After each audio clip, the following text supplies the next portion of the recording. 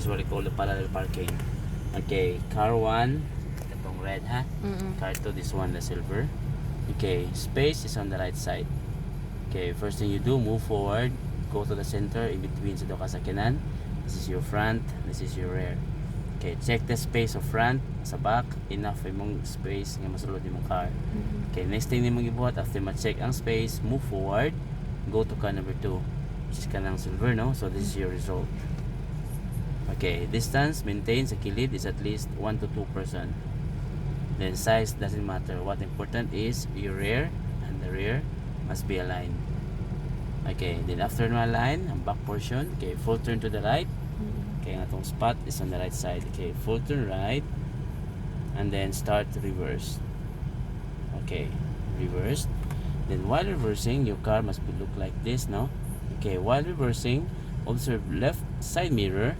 Look for the full face sa sakyanan nga naa sa likod, si car 1. Okay, after you see the whole face of car number 1, stop and then straight 2T.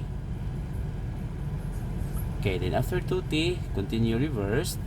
Okay, next, while reversing, you have to level your front to the back corner of car number 2.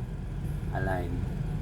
Okay, then after aligning that one, okay, full turn to the opposite side, which is left, because the space is on the right, so opposite means to the other side, so full turn left.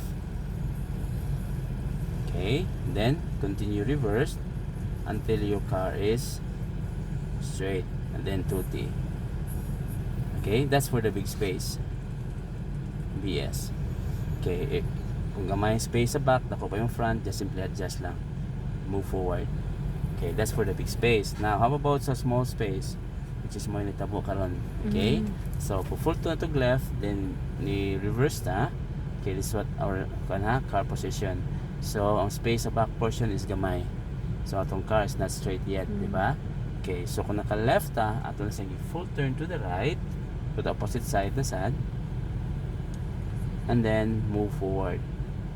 Okay, forward until ang atong car is na straight na siya. Okay, once it's straight, that's it. Stop. That 2T. Parking and brake. That's the one. Okay. Okay.